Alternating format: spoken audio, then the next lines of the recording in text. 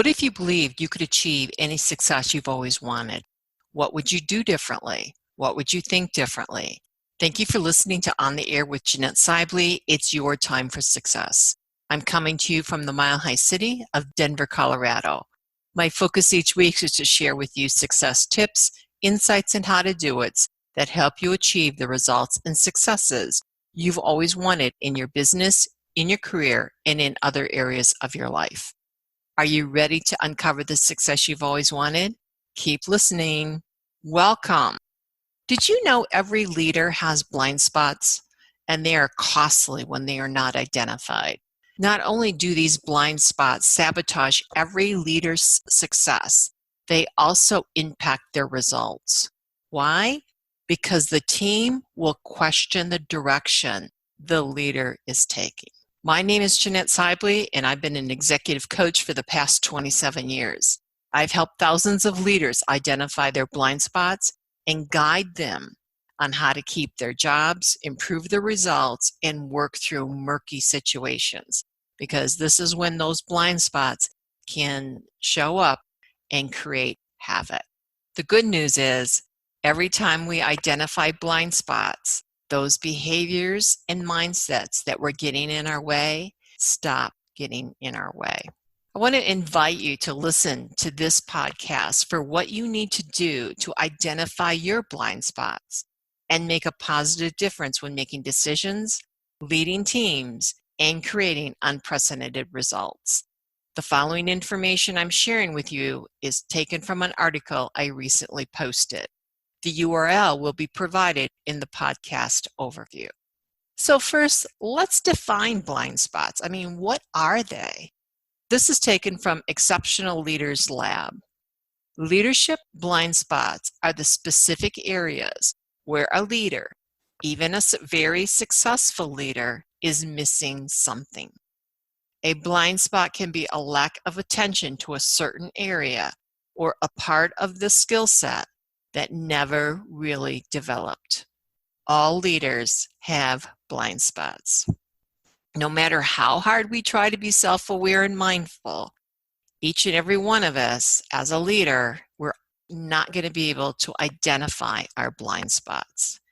And, gazing in the mirror and hoping to see them, or doing, one of those things where we really think about it a lot, is, again, probably a blind spot, and it's not going to help you identify what's really going on. Self-analysis is of little value, since by definition, it's nearly impossible to know what your blind spots are and how they impact others.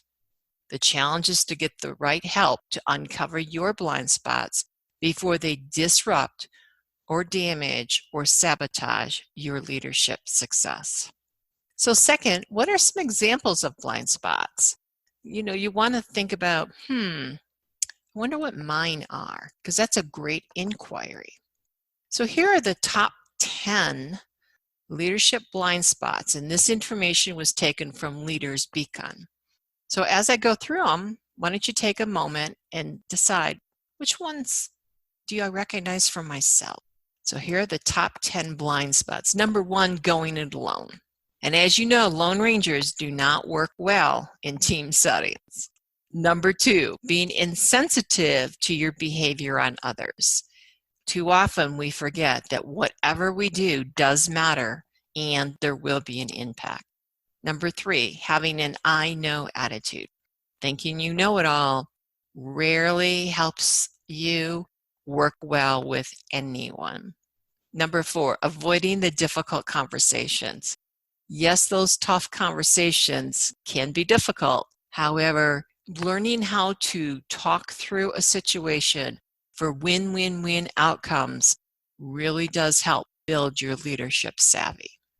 Number 5, blaming others or circumstances. When you don't take responsibility for your results or the process that you've engaged in, it will come back to bite you.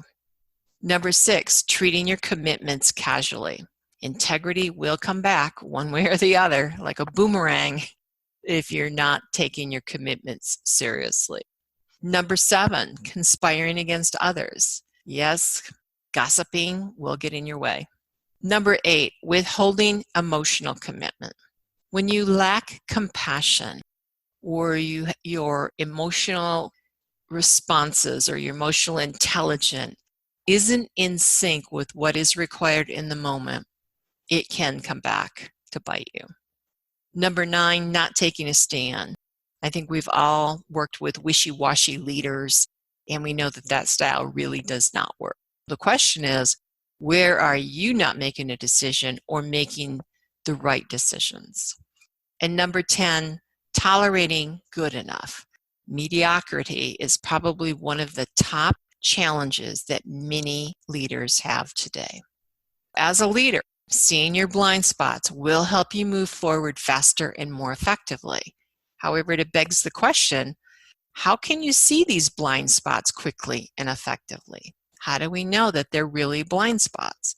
And how do we know what we really need to do to improve upon them? The following are 6 tips that I created and posted in the article. Again, the URL will be provided in the podcast overview.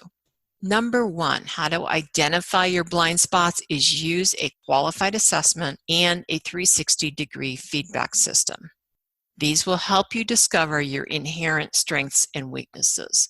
There are 3 types of assessments out there in the market today that will help you identify your blind spots. Number 1 is take an assessment that helps you uncover how you want to be seen. There's thousands of them available. Take 1 or 2 of them. Understand this is how you want to be seen, not necessarily how you really are. Number 2, then take a qualified assessment to show how you truly are, or how others will see you. And that's number 3, is how others see you is the 360. All 3 provide you with great 20/20 vision. But don't stop there. Now the real work begins. Work with a qualified executive coach to review all 3 assessments and guide you in creating a plan for focused action. And that is key. Again, just thinking about it is not going to make any changes. But being in action with some guidance can help you get there quicker and faster. Tip number 2, hire an executive coach and listen. And that's key, listen. Hiring the right executive coach is crucial to distinguishing your blind spots and improving your leadership skills. It eliminates the normal trial and error that otherwise occurs. And I know many of you listening love that trial and error approach, but actually in the process of using the trial and error approach, you could sabotage yourself and your career in one of those moments where your blind spot gets in the way. Hire a coach that supports you in taking action. Do not focus on conceptual conversations regarding the merits and demerits of your blind spots. That is called a no-win process. Tip number 3, engage with an industry mentor. The right mentor is an invaluable source of information and is knowledgeable about your company, management team, industry, etc. This person can guide you through complex situations and sticky political relationships. And too often, this is where our blind spots will get the best of us because we really don't know what to do. And so we rely on what we've always done. And many times that is not the right approach. Number 4, listen to your team's feedback. Your team really does want you to succeed. And I know some of you are like, I don't think you've met my team. So I promise you, deep down, they want you to succeed because if you succeed, that means they have succeeded too. Here's the common issue though. While you may believe you want to hear feedback from your team, honestly, in many cases, you'd rather not. So I would say bucket up and let's use a qualified 360-degree feedback. And this is one that the responses are confidential and will encourage your team to share their true insights and feel comfortable doing so. And that information, when used appropriately, can make a big, huge difference in helping you not only uncover your blind spots, but also take steps forward to rectifying whatever those issues have been. Tip number 5, and this one may seem a little unusual. However, I've seen it in action. Remember, I've been at this for over 27 years. And when your egos get in the way, guess what? You need to dial up your humbleness.